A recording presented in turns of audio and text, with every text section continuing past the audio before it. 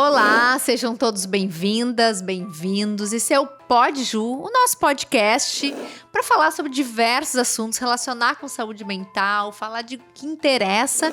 E hoje eu tô com uma convidada super especial. Para quem é daqui de Santa Catarina, possivelmente já viu ela nas telinhas. E para quem ainda não conhece, essa é a Amanda Santos. Ela é jornalista, mulher, negra, empoderada, linda, inteligentíssima, fala incrivelmente bem e tá aqui para nos presentear com o conhecimento dela.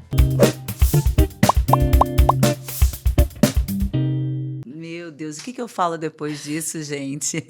Prazer enorme, uma honra estar aqui, Ju. Eu também te acho maravilhosa, a recíproca é verdadeira e um presente estar aqui conversando com vocês.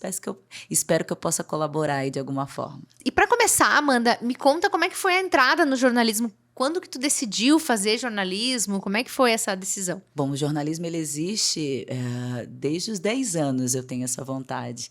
Eu já brincava com microfone e tudo, apesar de eu sempre pensar em ser da parte escrita. Eu tinha caderno de poesia, eu escrevi em português, eu sempre fui muito bem. Desde então, ele está na minha cabeça. E eu nem sabia, porque meu pai e a minha mãe se separaram comigo muito nova, eu nem sabia que meu pai era jornalista. Eu vim saber muito mais tarde, né, quando eu já estava no colégio, quase indo para a faculdade. E foi daí que nasceu a vontade de ser jornalista, que só foi colocada em prática anos depois, porque eu tive filho e tive que adiar um pouquinho os planos. E como é que foi essa estreia no RD Summit? O RD Summit foi um presente. Presente, inclusive, inclusivo para mim. Eu digo que até que foi presente dos anjinhos da guarda, dos orixás, né, do Papai do Céu, porque eu fui descoberta em Blumenau, um evento que eu fazia lá de mestre de cerimônia, durante 2 anos, que foi muito bem aceito. Enfim, eu tive um feedback muito positivo. E na última ida, na volta, eu peguei carona com 2 produtoras, que eu não conhecia, eu conheci no evento. E elas vieram perguntando coisas para mim, elogiaram o meu trabalho, né? E falaram, mas onde é que tu andava, Amanda, que a gente não te conhecia? A gente sabe, né, que tu trabalha em TV, mas como mestre cerimônia, né, com improviso e tal, a gente não te conhecia. Alguns meios contratam sempre as mesmas pessoas, até por referência e para não correr o risco de errar, eu super entendo, né? Mas enfim, ela disse assim, tens como passar um pouquinho do teu material e tal? E eu despretensiosamente mandei. E aí um dia ela simplesmente quase me fez eu cair no chão, né? Porque ela me liga e diz assim, Amanda, olha só, queria te dar uma boa notícia, tu passou pro RD e tal. E aí eu nunca tinha ouvido falar do RD. E pesquisei rapidamente e disse, mulher, como é que tu me conta isso assim? Como se fosse, eu tenho uma caixinha de bombom pra te dar, né? Não, e aproveita porque tem muita gente que não sabe o que é o RD, né? O RD Summit é um dos maiores eventos, na verdade, o maior evento da América Latina de vendas, marketing, enfim, de representatividade, né, de inclusão, de equidade no mercado de trabalho. Então, para mim, foi, assim, uma experiência incrível.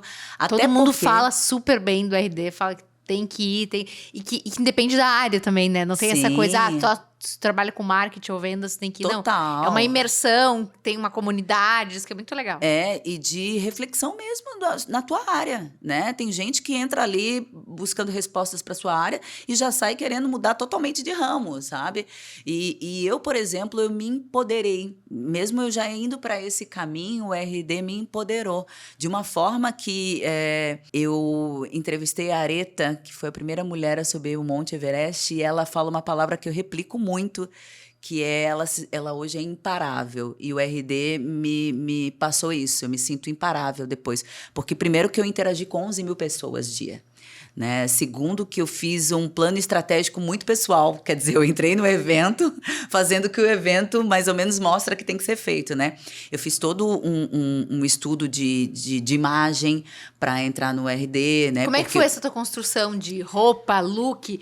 Depois vocês vão olhar o Instagram dela, vão olhar os looks que ela tava no RD, maravilhosa, linda. Porque, primeiro que era uma oportunidade única de eu mostrar meu trabalho, né? E um desafio muito grande para mim. Eu tenho muita tendência, hoje eu tô tô trabalhando bastante isso, mas de coisas novas eu me lembrar, assim, né? Será que eu vou conseguir? Será que eu posso? É isso mesmo? Eu sou capaz disso, né? Então eu fui fazer uma construção, até porque o RD tem um apresentador fixo, né? Que é o Márcio Balas. Então, ele já tem todo um know-how sobre o evento e tal. E eu sei que ele tem um jeito todo peculiar de se vestir. E eu falei, como é que eu vou ficar do lado dele, né, sem ficar completamente fora do contexto, enfim, né? E aí eu fui pesquisar. Então eu percebi que ele é um showbiz no palco, né? Ele é uma atração à parte. E como é que eu ia ficar nesse... Porque eles queriam uma jornalista que passasse mais o conteúdo mesmo teórico, né? A bio de cada participante. Mas, ao mesmo tempo, eu queria trazer a alegria que o Márcio traz. E então eu fui buscar nas minhas referências negras, que foram apresentadoras, né, de programas de variedades, enfim. E aí eu fui procurar looks delas, né, diferentes, enfim. E cheguei à conclusão, bom, estamos no auge do paetê, mas eu preciso achar um paetê que seja fora, que seja diferente, né? Que tenha a minha identidade um pouco também. E aí eu fui criando, desde brechó até parcerias, cada look é cada dia. E qual é a outra coisa que mostra representatividade? Uma negra no palco para 11 mil pessoas, né? É o cabelo, porque o cabelo da mulher negra é a coroa. Então eu queria o N jeitos de mostrar um cabelo crespo no palco. Ao mesmo tempo, com um penteado que é uma referência de qualquer apresentador, né, de variedades, talk show, de grandes eventos e tudo mais. E aí foi onde eu fui buscando as referências, se uma roupa era muito tapada, então eu tentava mostrar mais o rosto. Aí com a ajuda do que eu leio muito, né, eu sempre tentei buscar, eu gosto de moda, sou vaidosa, então eu tentei unir o útil ao agradável. Mas só essa parte do contexto já foram algumas noites em claro. Fora a parte de conteúdo, se aprimorar e tal, porque eu sou muito Caxias, eu visto a camisa de tudo que eu faço. Então, eu não posso só me apresentar, eu tenho que levar um pouquinho de mim e com todo o aparato do que é o evento. Eu preciso ser o evento de fato, não posso estar lá só apresentando e parecer uma coisa à parte, sabe? E como é que tu vê a representatividade da mulher negra na TV, no jornalismo? Como é que foi buscar isso, essas referências? Como é que tu vê isso hoje? E como é que tu vê a tua importância também representando? Porque possivelmente muitas meninas, jovens negras que estavam lá, te olharam e pensaram, poxa, quem sabe eu um dia, quem sabe no meu ramo de trabalho. Como é que tu vê na TV, assim, as pessoas que tu admira, de repente, que estão num lugar, que conseguiram chegar nesse lugar? E como é que tu vê a importância dessa representatividade que tu teve nesse evento, um evento gigantesco? Esse evento, ele abriu portas para muitas coisas. Primeiro, lá, a gente tinha algumas salas que tinham já referências negras que deram palestras. Mas ainda a gente sabe que, infelizmente, somos minoria em todos esses quesitos, inclusive como palestrantes. E então, no palco principal era eu me sentia meio que costurando com essas outras salas que tinham esses palestrantes negros. Depois a gente teve toda uma troca, né, de feedback e tudo mais, mas paralelo a isso eu já estava me autodescobrindo como sabendo dessa responsabilidade, porque é uma responsabilidade. Recentemente eu fui nomeada como diretora de igualdade racial da Associação Catarinense de Imprensa, a primeira diretora, né? É a primeira vez que se tem uma diretoria no sul do país nesse sentido. E eu percebo que o nosso primeiro evento, inclusive, falava sobre isso. Não é só o nosso sonho quando se trata da mulher ou do homem negro. A gente carrega a responsabilidade de mostrar para essa menina, para esse menino que está do outro lado da TV te olhando, que ele pode. Ah, mas Amanda, qualquer apresentador é isso. Não é. Porque a impossibilidade, né, a falta de referência, o racismo estrutural que tem na nossa sociedade faz com que a criança negra do outro lado, o adolescente, o acadêmico, não consiga se ver do outro lado. É uma questão histórica que exatamente. Persiste e parece que vem intensificando, assim. Eu acho que essa coisa do racismo a gente tem falado mais, mas inclusive com os últimos acontecimentos em relação ao racismo, tem vindo uma onda muito preocupante, né, Amanda? Existe aquele racismo estrutural, ou o racista em si, não vou entrar aqui nesse mérito porque há controvérsias, mas eles acham que hoje é mimimi, né? Antigamente a gente falava tudo, ninguém reclamava, é tudo mimimi, e não... Aí eles ficam mais revoltados ainda.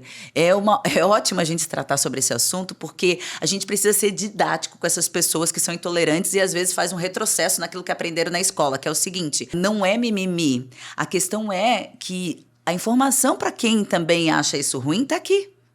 No celular, na ponta do dedo. Então, a partir do momento, porque a gente sabe ler e escrever também, porque algumas pessoas podem duvidar dessa competência, né? E questionar também, né? Exatamente. A gente começou a refletir. Não, peraí, mas isso aqui eu não posso mais admitir. Não, peraí, mas eu tenho voz, eu posso levantar minha cabeça, que sempre foi assim, e dizer, não gostei. Não é só o outro que pode. Né? Eu também posso. E a partir do momento que a gente começa a enxergar isso, a gente começa a falar. E a partir do momento que a gente começa a falar, a gente começa a mostrar mais. E aí tem o efeito rebote, que a pessoa que escuta assim, inconscientemente ou não, ela diz, mas como é que tá reclamando de tudo? Até pouco tempo eu chamava do que eu queria, não. E tem outros que dizem assim, mas então não posso mais nem chamar ô preta. Ô nega, chega aqui. A questão é o tom. Se você tem intimidade comigo, é óbvio que você pode. Você pode me chamar até de bombom, de o que você quiser. E se não te ofender, né, Amanda? Exatamente. Porque dependendo do que for, se te ofender, que é o que eu falo, nunca é mimimi se magoou alguém. Exatamente, nunca. Mas é o que eu tô te falando. Se tem uma intimidade, vai olhar pra ti com carinho e vai dizer, ô, preta, vem cá, né? Então, não posso taxar isso como racismo se tu tá achando um jeito carinhoso. Agora, se tu grita e diz assim, sua preta... então, assim, não é uma questão de que pode ou que não pode. Da palavra, qual que é a palavra? É o tom da palavra. A intenção. É a intenção. E eu vou mais além, né? A gente está numa era de desconstrução de tudo. Do bem, do mal, do A, do B, né? Então, que a gente use essa desconstrução para estar aberto a aprender. E não a estar aberto a só julgar, né? Quando você está aberto a aprender, eu consigo te falar, olha, Ju, deixa eu te falar uma coisa. Você não pode me falar assim, Amanda, eu não tenho preconceito só porque tu é mais escurinha ou porque tu ficou menos tempo no forno. Ju, a gente não pode mais usar essa expressão. Aí tu vai falar, Amanda, tudo bem, obrigada, desculpa. Realmente, meus pais me repetiam, meus avós... Expressões que a gente usava até pouco tempo atrás. Eu tinha expressões que eu usava que eu fui entender que eu não posso usar. Não pode. E tu coloca uma outra expressão no lugar. Então, é aquela coisa de, tá tudo bem não saber. Mas... primeiro que a gente pode ter acesso à informação, gente. Hoje a internet te dá acesso à informação. Persistir, aí sim é um erro, né? É como eu disse, a informação tá aqui hoje. Você tá esperando o ônibus, o Uber, né? O que seja, você tem aqui, né? Então, assim, antes de julgar, falar sobre mimimi, eu fiz uma série de reportagens que se chama A Voz da Consciência e eu sou muito, muito grata por ela e que ela traz exatamente isso. No primeiro momento, a gente saiu às ruas para perguntar, mas e de fato, o que é consciência negra? E veio de tudo que tu possa imaginar. Foi pro ar algumas respostas. Mas veio de tudo. E uma das coisas era aquela pessoa que se achava super bem resolvida. É verdade, consciência negra é saber que todo mundo é igual. Eu nem entendo por que tem o Dia do Negro. Se todo mundo é igual. E aí tu tá ali fazendo entrevista. Nessa hora tu é profissional, tu fala, e aí eu desliguei primeiro o microfone. E daí depois eu falei, deixa eu falar pra senhora uma coisa. Existe o Dia do Negro como uma espécie de retratação. E ainda que exista daqui a 1000 anos, essa retratação não vai ser retratada, sendo redundante. Exatamente. Porque a gente foi minoria e foi taxado como animal, como bicho, a gente usava coleira, a gente era vendido, as pessoas olhavam o nosso dente para ver se valia a pena ser comprado, né? As nossas mulheres negras... E a gente tem que relembrar isso o tempo inteiro, as pessoas não podem esquecer Exatamente. disso. A gente não pode apagar a história, né? As nossas mulheres negras eram estupradas, os nossos filhos eram tirados dos nossos colos. Então, por isso que a gente tem que ter, sim, um mês da consciência negra, pra gente se lembrar, nesse mês, pelo menos, que não é mimimi. Aí a gente volta lá a estaca inicial, né? A fala inicial, que não é mimimi, que tem todo esse contexto a ser lembrado e que tem que ter essa retratação, sim. E que até a gente muitas vezes ouve, né? Eu tenho até um amigo negro. Eu não sou... Essa frase, assim, em relação a qualquer outra situação, né? Eu não sou homofóbico, tenho até um amigo gay. Isso é a prova de que tem alguma coisa ali que tá te incomodando. Exatamente. E que tu tem esse comportamento... e é algo que a gente precisa mudar e falar sobre esse assunto. Por isso eu acho tão importante. Eu quase não tô falando, porque não precisa, né, gente? Eu só tenho vontade de bater palmas aqui e deixar ela falar. Então, Imagina. até porque a gente, que é o que eu falo, eu não tenho esse poder de falar, eu não devo falar, mas eu tenho que ouvir, e eu quero muito ouvir, eu sei que tu tem muito, e sempre quando eu penso numa referência, inclusive quando eu vou conversar com pessoas sobre esse assunto, eu penso, olha, a Amanda é uma referência pra mim em relação a isso, é alguém que eu vou escutar falar e vou querer, e sei que ela vai falar de uma forma que vai que eu entenda também, que eu possa aprender mais, né? Então, eu acho que é fundamental isso, acho que é muito importante, a tua existência é muito importante. Ah, meu Deus do céu. Ó, podcast não vale chorar, hein? E eu tô toda maquiada, vai borrar tudo. Não, ainda mais que tu tá toda maravilhosa, assim, não quero estragar. E até a questão do sobrenome, né, Amanda? Muitas pessoas não sabem, mas até o direito a sobrenome, né? Até o direito a sobrenome. Sabe que eu falei isso recentemente, até num discurso que eu fiz, se você for fazer até a sua vamos contar o que era esse discurso. Tu ganhou uma medalha. A medalha Antonieta de Barros. Que é uma pessoa, por exemplo, eu não conhecia. Porque no Sul se fala pouco, né? Quando se fala, eu acho que é bem pouco mesmo. E para mim foi já, né, um presente, porque quando se fala, pelo menos para mulher negra, o que é receber uma medalha Antonieta de Barros, ela tem um cunho ancestral muito grande, né? Porque as pessoas falam muito da Antonieta de Barros como a primeira deputada negra e tal, mas a Antonieta de Barros, ela foi muito à frente do seu tempo. Ela foi a primeira mulher a andar de carro, né? Ela foi uma mulher que soube driblar ali o preconceito com a sua competência, né? Ela não foi uma suplente, como muitas pessoas falam, ela foi deputada, sim. E Antonieta de Barros, ela vem dessa desconstrução também, porque apesar de não se autoafirmar feminista, ela nunca foi casada. Só que poucas pessoas sabem, por exemplo, que naquela época, para exercer o magistrado, você não podia casar para ser professora. Então, assim, são coisas que você sabe de Antonieta, mas se você vai fazer um resgate na sua árvore ali, o negro, ele dificilmente, com muita dificuldade, a gente consegue hoje contextos históricos, arquivos de jornais. Por quê? Porque a gente acabava adotando o sobrenome do nosso dono. Então, se você for lá fazer a sua pesquisa do seu nome e tal, você vai achar, né? Trindade não sei o quê, tataravó. O negro, ele vai ter uma dificuldade, assim, absurda. E, gente, vocês ouviram? O negro, ele tinha que usar o sobrenome do seu dono. É uma coisa que chega... Hoje a gente não usa dono nem para animal, né? Porque a gente usa tutor. Sim. E a gente fala isso. Então, pessoas negras tinham donos. Então, é muito sério e a gente tem que falar sobre isso e saber essas informações para reforçar o quanto é importante o mês da consciência negra, o quanto a gente tem que... Porque as pessoas, ai, que saco, de novo esse assunto. As pessoas, muitas vezes a gente ouve esse tipo de comentário. Sim. E, de novo esse assunto e vai ser para sempre. Muitas vezes, que nem tu falou, podem ter 2.000 anos de mês da consciência negra, não vai ser o suficiente.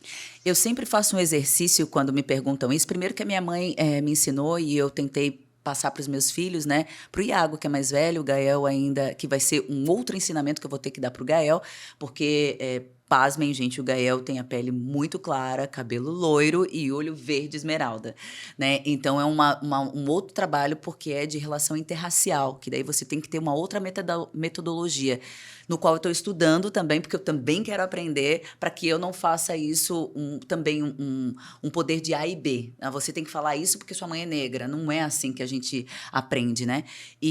Mas o que eu estava falando com relação aos filhos é inteligência emocional para você lidar. Porque quando você vai na agressividade, daí você dá munição para aquele que não gosta de negro.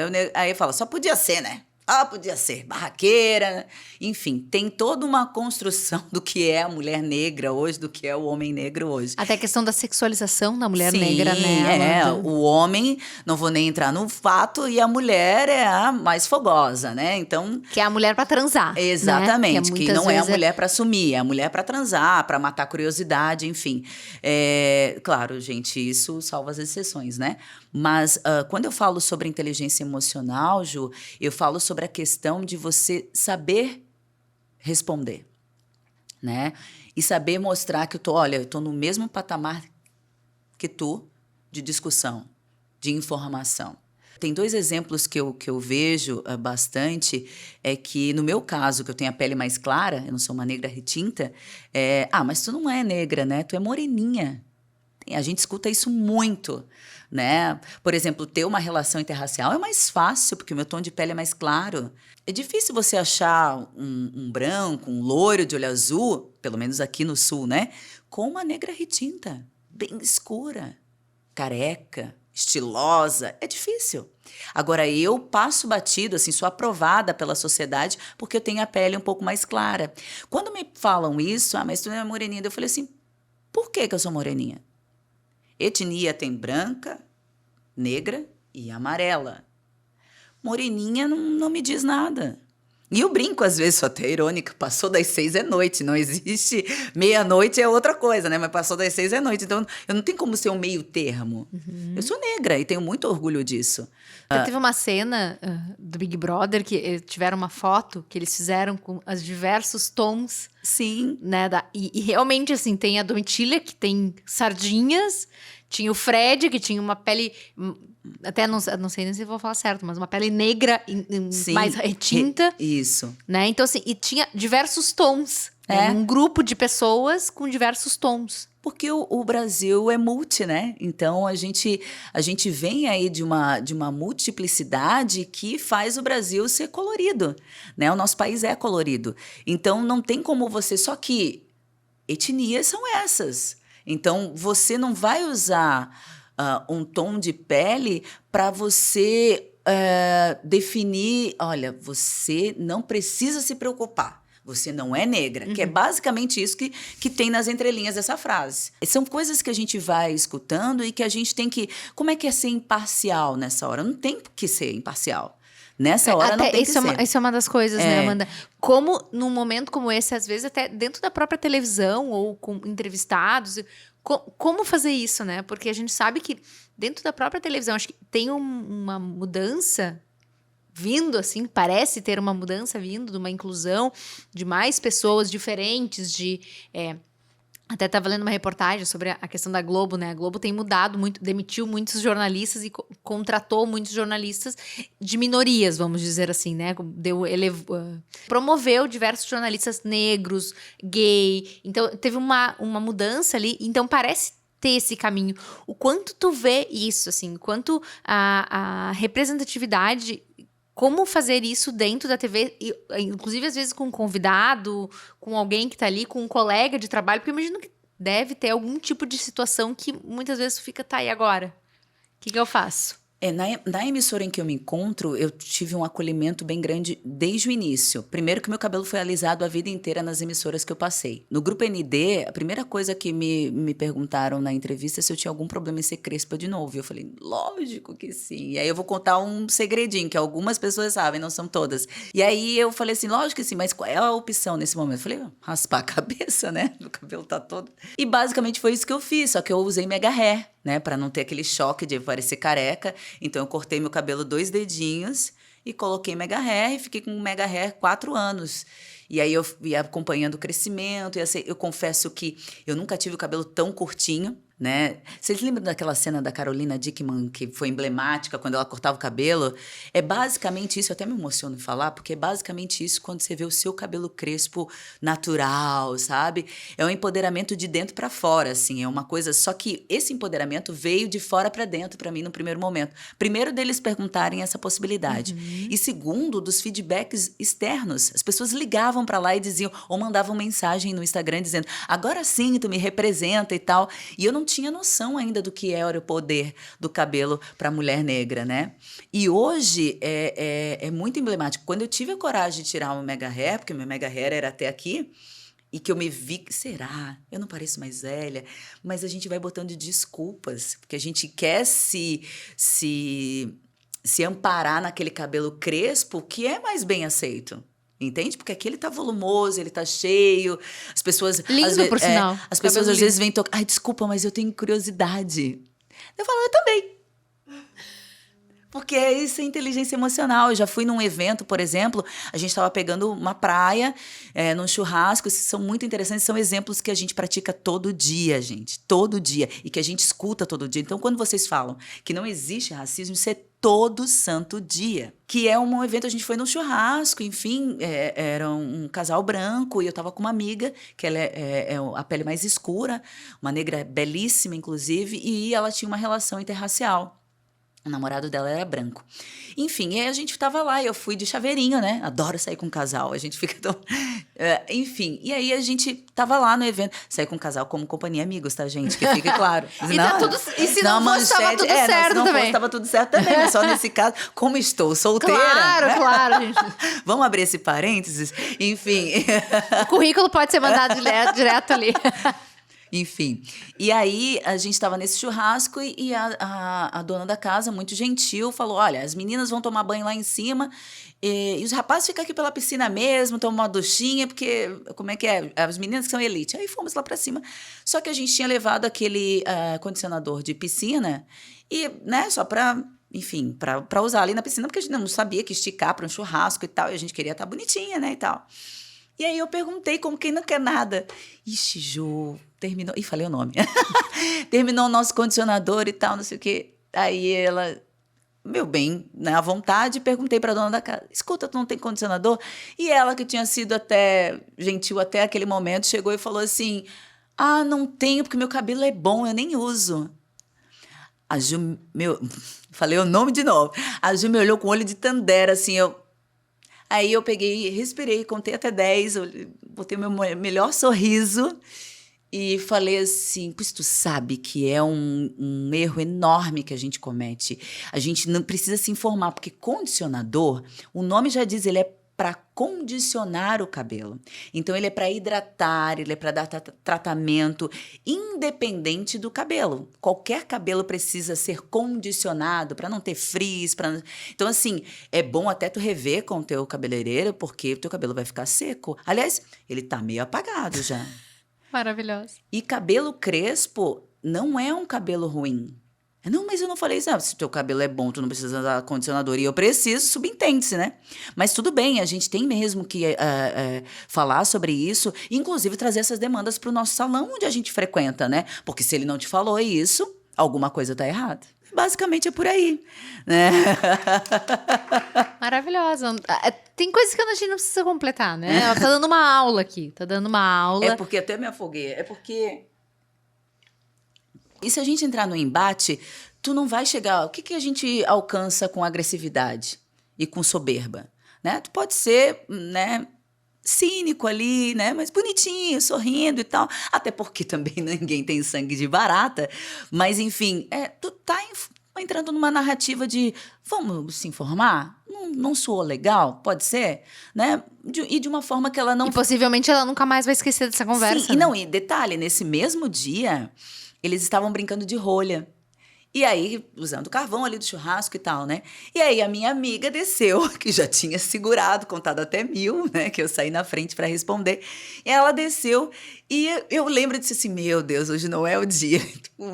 O casal, né? Primeiro a esposa, depois o homem. Ju, olha só, eu tô perdendo tudo, tô ficando até da tua cor. Que ele tava com um monte de rolhada. Daí... Eu, de novo, né? Porque eu pensei, eu não sei o que pode acontecer se ela abrir a boca. E aí eu, de novo, fui lá e disse, pois tu sabe que não tem como. Porque essa pele maravilhosa é negra e o carvão é preto. São coisas diferentes. Apesar que, abrindo outro parênteses, hoje pode se chamar tanto de preta quanto de negro. Mas também é a questão de se sentir à vontade. Eu, por exemplo, não me importo. Existem movimentos que defendem que é negro. E existem outros movimentos que também não se importam, ou, né, enfim. Mas o preto, dizer preto é uma coisa mais atual, assim. Eu te confesso que eu não vou ter uma defesa, uma fundamentação toda teórica em cima disso. Mas eu sei que alguns movimentos são contrários a chamar de preto. Eu não me importo. Mas sempre quando eu tento repassar isso, a gente precisa entender e desconstruir. Brincadeiras que têm esse cunho não são legais. De nenhum jeito, nem sorrindo, nem levantando, nem pulando, nem jogando em cima da mesa. Não tem. E outra, você não pode imaginar o que isso fere ou como a gente tem que engolir quadrado isso, porque você não passou pelo que eu passei. Você não foi deixado na mesa por uma pessoa que falou contigo, e quando te viu pessoalmente, né? Eu imagino que se deparou com uma mulher mais negra do que ele imaginava, né? E ficou ali na mesa, vou no banheiro só um pouquinho. Sabe aquelas brincadeiras de vou no banheiro? Eu já passei por isso. Vou no banheiro só um pouquinho. E nunca mais. Não sabe. E como é que fica a saúde mental com isso tudo, Amanda? Porque tu tá falando, usando uma aula e falando muito sobre as habilidades emocionais, né? Como lidar com isso, porque realmente é difícil. Mas teve algum momento que tu pensou, nossa, que saco isso, nossa, não aguento mais ter que explicar. E mesmo que seja de uma forma que tu tá lidando, né, forte com isso, mas chegou um momento que tu pensou, não, cansa todo dia. O dia tem 24 horas. Até o final do dia eu canso todos os dias, né? E aí, como eu faço com a vida, né? Primeiro que tu resetou ali, é meia-noite, quando tu fechou o olho, aí no outro dia tu começa. Se tu não levar a vida dessa forma, especialmente no caso de racismo, tu vai acumulando, e daí tu não consegue usar a tua inteligência emocional e tu vai ser uma mulher reativa e que isso vai ser usado contrário para ti. Todo dia dá certo? Não dá. Tem dia que não dá. E aceitar isso também é um exercício. Tá tudo bem, tu não é a Mulher Maravilha, né? Mas cansa todo dia. E a inteligência emocional fica no sentido de que certas coisas eu não vou ter, nunca, né? Um relacionamento interracial, a pessoa que estiver comigo, ela tem que estar muito bem segura daquilo que ela quer. Mas, ao mesmo tempo, tirando pelo lado bom da história, se ela tem que fazer todo esse esforço, puta merda, desculpa o palavrão, mas que mulherão da porra que eu sou, né? Então, você sempre tem que estar olhando o outro lado, porque você caminhou bastante para estar ali, né? E volto a dizer, Amanda assim todo dia? Não. Tem dia que eu tô arrasada, tem dia que eu não me acho legal, tem dia que eu digo, eu tenho uma semana para mudar meu corpo porque eu não tô me gostando. Amanda, mas toda mulher é assim? Sim e não. Porque a mulher negra, ela sofre 3 tipos de preconceito. Por ser mulher negra e por geralmente vir de uma comunidade. Então, você ter que lidar com isso todo dia não é a mesma questão de tipo, hoje eu não tô me gostando, hoje eu não tô me querendo. Você vai em determinado lugar, todas são as escolhidas. Você geralmente não. Acontece de ser? Acontece, mas geralmente não. Então, são coisas que vão te construindo como outra mulher, outra pessoa. Você vai se divertir. Talvez isso tenha que ser usado por todas as mulheres? Sim, mas na mulher negra tem que ser sempre. Porque você vai se divertir. E a sua luz, sabe? O fato de você estar totalmente desvinculada do que é pra ser, do que tá carente ou coisa desse tipo, daí atrai. Porque ainda existe também, acredito eu que minoria, homens que olham a estrela. Aquela puta merda, né? Olha que uma mulher ali, bem resolvida, dançando, não sei o que, né? Mas eu fui me descobrindo assim ao longo do tempo. Não é que eu seja assim, e vou repetir até o final desse podcast. Eu não sou essa Amanda todos os dias, mas eu me cobro se eu não estou sendo há algum tempo. Né? Porque é essa Amanda que vem me trazendo até aqui. Então, eu tenho que buscar ela. Quando ela se perde, dá um desviozinho, vai lá para outro lugar, opa, cadê aquela Amanda? E aí eu vou tentando buscar ela de novo, sabe? Porque ser mãe aos 17 anos, hoje ser mãe de um filho de quase 3, eu fiz toda uma busca interior para me encaixar de novo, primeiro dentro de mim, depois como profissional, depois como mãe de novo, depois de 22 anos, né? E depois como, de novo, né, eu e o meu filho. Claro que o Gael tem um pai super presente, mas dentro da minha casa, né, está eu e o meu filho. Então, são vários resgates que você tem que fazer para ter essa saúde mental, mas a busca diária de ter que conviver com o racismo todos os dias, né? E camuflado, bonitinho, né? Todo cheio de carinho, não é racismo, não existe mais. Então, E até porque a gente vê em relação à questão minorias de forma geral, o acesso à saúde mental, né, Amanda? O poder fazer um tratamento, poder fazer um acompanhamento, a gente sabe que há um impacto em relação a termos de ansiedade, depressão, por essas situações vivenciadas diariamente, que eu sempre falo que é o copinho que vai enchendo. sim, Chega uma hora que o teu copinho enche e muitas vezes tu não vai ter um acesso, tu não vai ter um profissional que te escute de uma forma que tu vai entender, porque a maioria, inclusive a questão da acessibilidade das pessoas negras a esses espaços, né, de médicos negros, terapeutas negros, enfim, de profissões diversas e até de uma identificação, né, de tu poder olhar um profissional e pensar, poxa, tá, essa pessoa vai realmente entender, ou pelo menos ela vai tentar olhar e me ajudar a lidar com isso da melhor forma, mesmo que ela não seja uma pessoa negra. Mas a questão da saúde mental das pessoas negras é algo que a gente fala pouco, a gente vê se discutir pouco. E às vezes mesmo dentro do meio... meio propriamente entre os médicos, até num grupo eu vi uma discussão que era vagas para doutorado e pós-doutorado para pessoas negras. Era de um lugar, não aqui de Santa Catarina, mas era um grupo. E aí tava todo mundo, meu Deus, mas eu acho que se a pessoa chegou até ter um doutorado ou fazer um pós-doutorado, ela não tinha que ter direito a ter uma vaga porque ela é negra. E aí, aquilo ali abriu uma discussão das pessoas e a gente foi vendo que, mesmo dentro de pessoas que teoricamente têm um conhecimento, têm acesso à informação, tá ali todo dia. Então, muitas pessoas que muitas vezes vão buscar ajuda, elas não vão ter esse olhar, esse cuidado e pelo menos essa escuta. Porque às vezes tu pode não saber e não sentir na pele, mas pelo menos que tu tenha uma escuta, um cuidado e um carinho, queira entender mais e para poder ajudar mais. com certeza. Eu falei, inclusive, agora, quando eu tomei posse, que existe essa questão também de quando a gente fala a primeira mulher negra, a primeira diretora de igualdade racial da CI. Ah, mas por que botar isso, a primeira mulher negra, a primeiro isso, a primeira aquilo? Porque justamente a criança negra que está sonhando do outro lado, ela precisa saber que não existia, não tinha. E se tem, ela tem a capacidade. Isso, número 1. Número 2, é importante que a gente saiba que o mercado em si, o consumo, né? Enfim, a publicidade, ele está trabalhando uma movimentação ESG que é de inclusão. E essa movimentação de inclusão é que faz com que a gente veja hoje nas propagandas, nos outdoors, né? Nas coisas que a gente achava impossível, comercial de pasta de dente, de margarina, aquela família perfeita, né? De comercial de margarina, nossa, todos de olhos azuis e lisos. Hoje a gente tem essa movimentação. Então, quando o mercado ele acaba trazendo isso que é mundial, as pessoas começam a buscar as suas referências em outros tipos de empresa.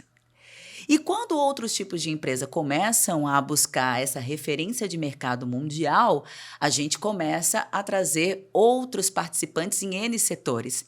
Então, existe toda uma movimentação mercadológica, só para a gente entender o contexto, porque senão parece, né? E, em contrapartida, tem a existência ou a visibilidade de cada vez mais racistas. Percebe que a conta não fecha? Entende? Então, e que essa inclusão, essa igualdade não existe, porque de um lado tem o mercado vendo que as pessoas estão mais críticas e querendo atender. Querendo atender porque dá lucro, não vamos ser hipócritas, mas enfim, né? Os motivos não interessam nessa questão. E por outro, tem aqueles que quanto mais vêm, mais se chocam, mais reclamam, mais não aceitam. Então, a gente, eu costumo dizer, né, que a ocasião pode ser boa ou não, mas eu surfo a onda e eu faço o meu lobby. Se eu fui moça do tempo por um motivo ou por outro, mas eu vou chegar ali, eu só vou me manter se eu for boa naquilo que eu fiz, né? Ou se eu, pelo menos eu agradar, né, os meus gestores. Então a gente tem que entender, porque senão parece assim, não, mas hoje em dia não tem mais isso, está aparecendo. É um movimento de mercado que traz lucro, que traz visibilidade. E, claro, nós ocupando esses espaços, a gente vai dar referência. Então é um efeito rebote de uma coisa que talvez nem tenha a intenção de uma igualdade. Ou talvez sim, né? Posso estar falando besteira aqui. Eu não sou especialista neste assunto em si, de publicidade, enfim, né? Mas eu sei dessa movimentação ESG. E com relação aos profissionais, é importante que a gente saiba e também valorizar esses profissionais. É uma das nossas responsabilidades social enquanto jornalistas negros ou comunicadores, né? Que vai entrevistar? Tem algum contato de um médico negro? Você está fazendo um papel social. Você está mostrando que já existe e está dizendo para aquela menina ou para aquele menino que querem ser médicos que já tem uma referência no mercado. Você, enquanto jornalista ou comunicador negro, ou enfim, né? Você está buscando uma referência com relação à nutrição, enfim, uma fonte de entrevista. Dá uma olhada. Você sabe algumas datas, por exemplo, tem tantas datas que passam batido, porque não é só o mês da consciência negra. Tem o mês da mulher, tem o dia da mulher negra, tem o dia, por exemplo, que eu soube há pouco, que é o dia, a data, eu vou falhar aqui, porque, como eu disse, eu estou sabendo recentemente, mas tem o dia de reflexão sobre os negros que vieram roubados no transatlântico. Existe esse dia, a ONU fez esse dia. Entende? Então, a gente não fala de muitas referências e umas tentativas de retratação. E a gente precisa estudar isso. Outra coisa, a gente precisa entender que a gente tem tanto o Rio Grande do Sul como a Santa Catarina, que são os locais que mais se tem esse apagamento. Até né? pela uma colonização muito italiana e alemã, né? Isso. A gente tem heróis que contribuíram e muito. Em Santa Catarina, né, os nossos deputados, referências que estão aí no nome das ruas, né, então, foram letrados por professoras negras, muitas professoras negras. A gente fala muito sobre essa cultura açoriana, italiana e tal, e fala lá em São Antônio de Lisboa, que tem ali, onde foi feita a rua só para, né, para passar e tal, não sei o quê. Mas a gente esquece de dizer que quem colocou cada lajatinha daquela dali foram os escravos. A gente não fala, por exemplo, porque a gente só fala dos morros e das comunidades, mas a gente não fala que o centro da cidade era colonizado por negros, por ex-escravos, por escravos. O centro chocava muitos navios que chegavam e viam negros jogados no chão, que dormiam, que acordavam. Por quê? Porque aqui não tinha muito aquela questão de fazendas e os negros trabalhavam ali, sabe? Então, eles ficavam à deriva no centro e depois vieram a ter suas casas ali no centro. Com a colonização e com o desenvolvimento é que eles foram empurrados para os morros. Então, essas questões a gente não trabalha, a gente não fala. Essas questões a gente deixa assim, ó. Eu não vi uma reportagem falando sobre isso. O Voz da Consciência trouxe um pouco, mas sim, tem tanta coisa que a gente precisa colocar nos livros de história de dentro que é a visão, que a gente tem uma visão muito eurocentrista e muito branca da história, né? Isso. E como é contada, ela é contada da forma da pessoa branca vendo a história. E a gente ainda tem as tentativas que são ignoradas, porque desde 2003 a gente tem na legislação do país que seja incluso a história afrodescendente, a história afro na população do Brasil, no país. Que a gente tenha uma reformulação da nossa participação para o desenvolvimento do país nos livros de história. Nós estamos em 2023. Ela foi reformulada, né? Tem a lei e a gente ainda não tem esse trabalho, né? Os livros ainda não estão completos. A gente ainda luta por isso. A gente tem algumas professoras letradas que trabalham em cima disso, mas ainda está longe de estar na prática aquela lei de 2003. Não tenho o que acrescentar, né, Fernanda? É difícil conversar com ela. Aproveitando que a gente está falando sobre esse tema, Amanda, como que tu vê essa questão de saúde mental, pensando como uma mulher negra no jornalismo? A gente sabe que, por si só, a profissão de jornalista, a taxa de transtorno mental, de burnout, é muito alta. A gente sabe que é um fator de risco muito importante pelo que vocês têm que fazer, pelas demandas, pelas cobranças. Até uma questão que eu acho que é importante a gente falar, até a cobrança estética, né? Que a gente sabe que existe uma cobrança, especialmente em relação às mulheres, eu imagino, dentro da TV e, enfim, das mídias de forma geral. Como que tu vê essa questão de ser uma mulher negra, com toda essa questão de representatividade, de acesso e saúde mental na tua profissão como jornalista? Eu acho bem complexa essa questão, porque, como você falou, né? No jornalismo, a gente já tem uma vida mega acelerada. Eu hoje, por exemplo, a sensação que eu tenho é que eu fiz 1000 coisas. E hoje seria o dia da menininha. Eu já fui mãe, já fui jornalista, já fui, enfim. A gente vem colocando sapato dentro do carro, o moço ficou nervoso porque eu disse que estava atrasada. E aí eu vim estudando, enfim. Então, eu até entendo, eu não sabia, né, desse alto índice, mas eu entendo. Agora, no meu caso, eu vou te falar enquanto meu caso isolado, porque daí a gente volta lá no início. Eu não tenho referência assim no meu lado. Eu olho para um lado, só tenho eu de apresentador. Olho para o outro, só tenho eu de apresentador. Então eu sei de mim. Eu faço terapia, eu adoro, eu acho que todo ser humano deveria fazer, mas no meu caso mais ainda, porque eu vim me enegrecendo, não sei nem se a palavra é essa, porque a gente vem por um processo de embranquecimento. A mãe da gente, até por acolhimento e por medo da gente passar muito o racismo, acha legal alisar o cabelo, né? Muitas vezes até prefere para tu ser aceita na sociedade. Depois você tem que ser a melhor aluna, né? Depois você se livra de alguns percalços, digamos assim, porque tem a pele mais clara. Então, quando você assume o seu cabelo, quando você passa a ser jornalista de pautas mais sociais, quando você entra no campo de estudar a sua história enquanto mulher negra, para poder falar, é uma desconstrução, é como se despir na frente da TV e dizer, essa sou eu. Então, é um risco muito grande. Eu não vou dizer que eu não tenho medo, e é por isso que eu busco auxílio, sim, eu faço terapia, porque você tem que ter a mente boa. E caso que... E tá tudo bem a gente precisar de suporte, Exatamente, né, Amanda? Tá tudo bem a gente precisar de ajuda para lidar. Eu acho que é necessário. Quando você lida com pessoas de um modo geral, é necessário. Porque como é que você se acha totalmente apto a entender o outro, se muitas vezes a gente no dia a dia não se entende? Então você constrói a base. É quando a gente vira atleta de alto rendimento, você precisa ter uma base bem sólida, né? E aí você, tendo a base, você vai e daí você chega ao nível de... Tô falando aqui de leiga, tá? Por favor, os especialistas não me critiquem. Então, é a mesma coisa. Você precisa ter uma base sólida. E essa base sólida vem com religião, vem com saúde mental, busca de ajuda, terapia, né? Você não vai sair plena todos os dias, lidando com assuntos... bem delicados, né? Sendo a única no seu ambiente de trabalho, muitas vezes.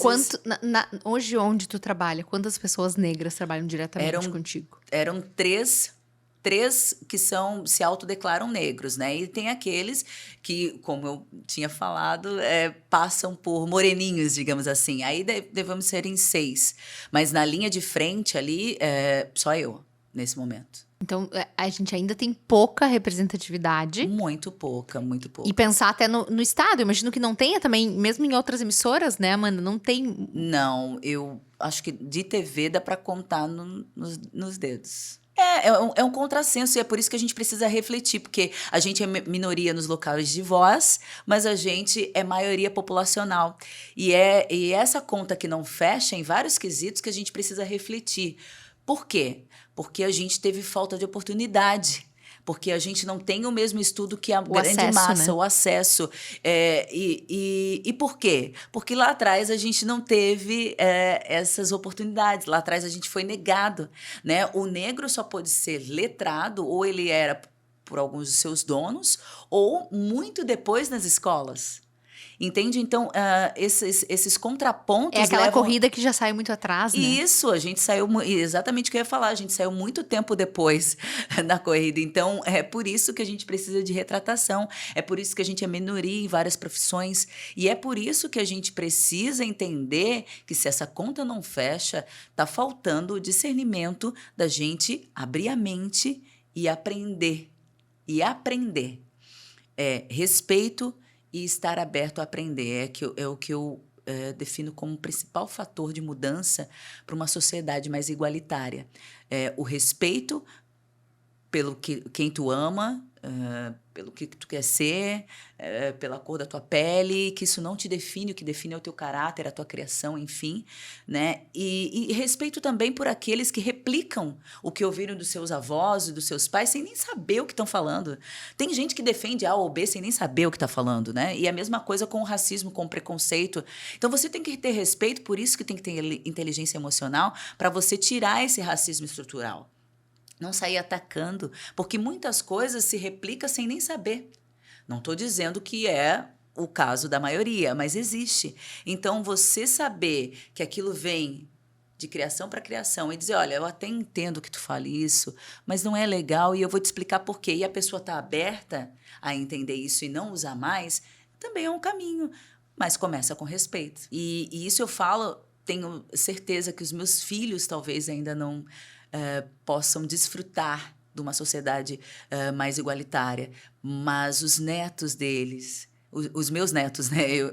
Eu espero que sim, os meus bisnetos, e não dá pra gente pensar, puxa, mas só lá...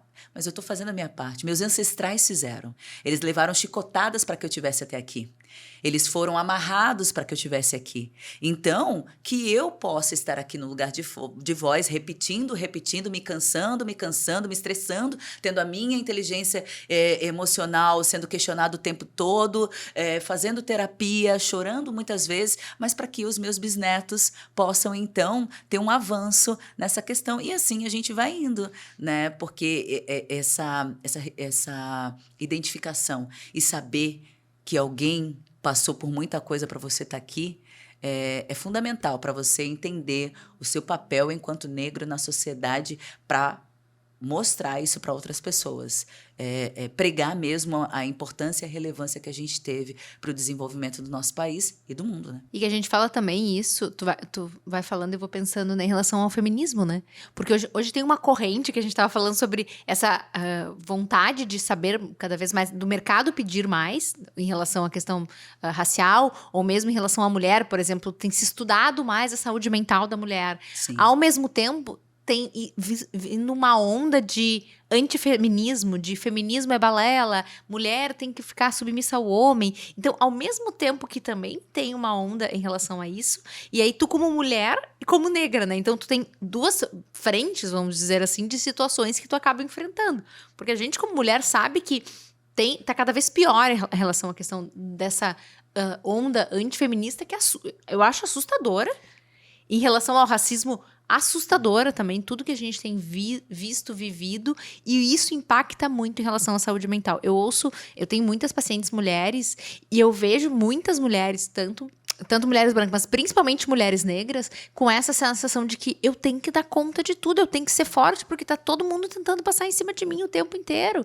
E que muitas vezes vão buscar ajuda para poder tentar lidar com isso, porque é realmente um momento muito difícil. Eu tenho a percepção, assim, em relação a tudo que vem acontecendo nos últimos anos, de que tem muito trabalho ainda para fazer, né, Amanda? Muito trabalho.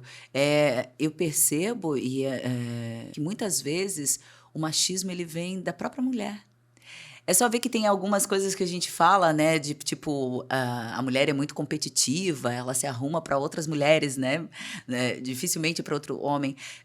Parece que não faz sentido muitas vezes, mas eu vejo, principalmente das mulheres mais velhas, mais experientes, que o fato e principalmente que se doaram, que é lindo, se doaram pelos seus filhos, foram donas de casa, o marido é bem-sucedido porque trabalhou muito e hoje pode estar com seus netos, curtir um pouco mais os filhos adultos, aproveitar e ver que o trabalho foi bem feito, do suor dele, que estão em locais de ascensão, são profissionais de ponta. Porém, os tempos mudaram e a gente muitas vezes percebe e escuta que, tipo, como assim? Tu não vai deixar, quando não tem a possibilidade de ter empregado, como assim não vai deixar a roupa dele passada? Como assim que ele tem que fazer isso, tem que fazer aquilo? Como que ele tem que cuidar do filho? Isso. Meu Deus, um pai saindo com seu filho é uma coisa... Mas tu sabe que o meu marido nunca trocou uma fralda? Olha, ele é um paizão, parece assim que trocar uma fralda é né...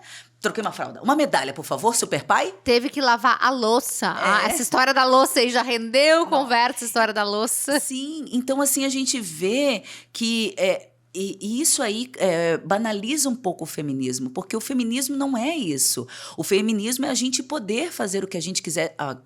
Claro, né? Estou aqui generalizando, eu não sou uma estudiosa da causa. Eu sempre falo isso porque a gente tem que ter humildade se cometer certos erros e estou aberta a aprender.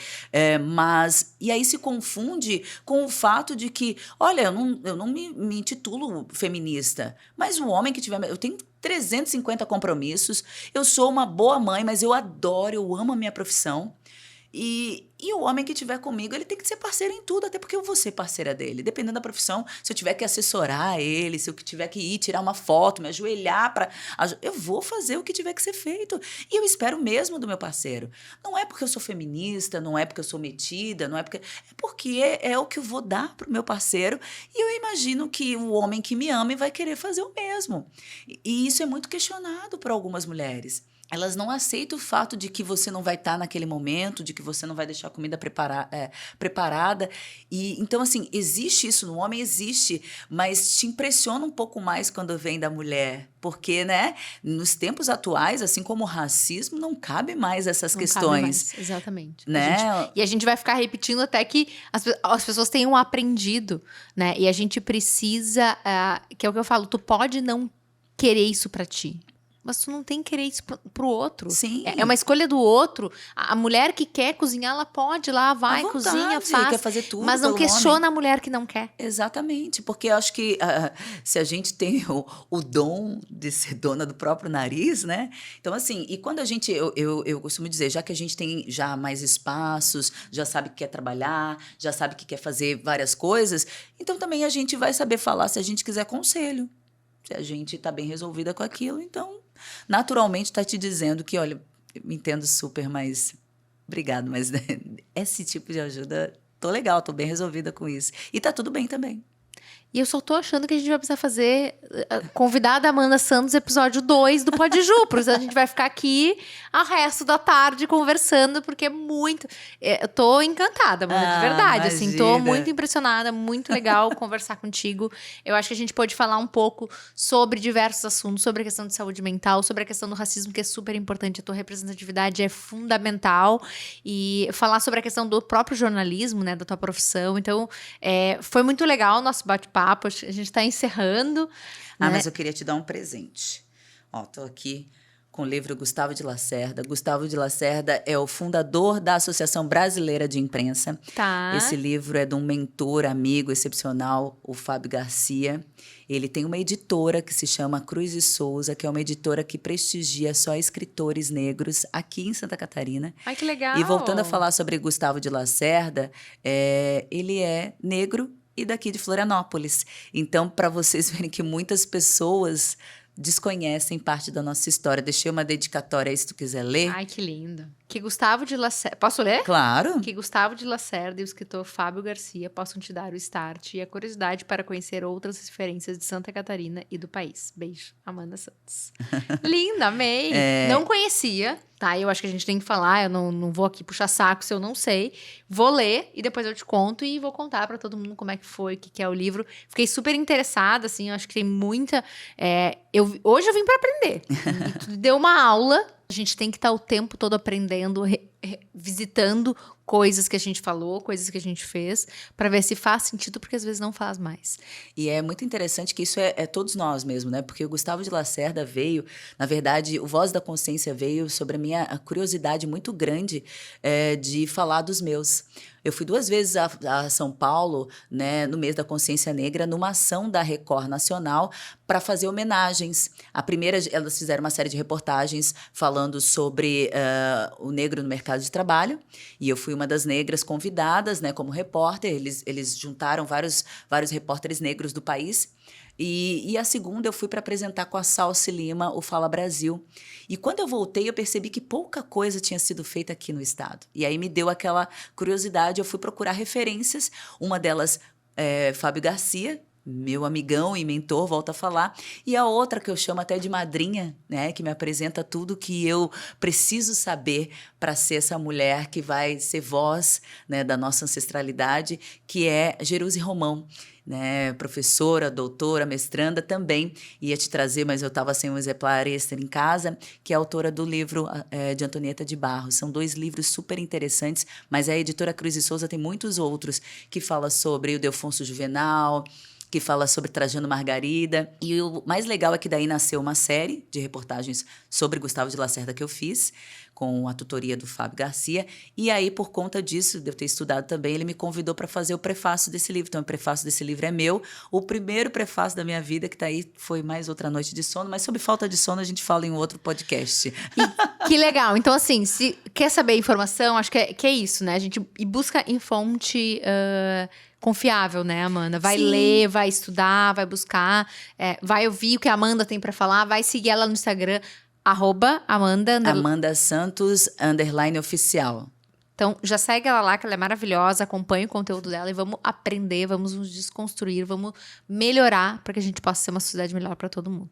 E só para frisar, não que eu saiba de tudo, mas eu estou aberta a. O ser humano, para aprender qualquer coisa, ele precisa estar aberto a. E eu sou só aprendizado. Eu estou aqui para isso. E tem uma frase que a gente fala muito nos movimentos. Um sobe e puxa o outro. E é assim que tem que ser. Muito obrigada a todo mundo que ficou até aqui, que assistiu. Deixe as sugestões de vocês dos próximos podcasts. Esse é o Pod Ju, então muito obrigada. Nos vemos numa próxima. Até, gente.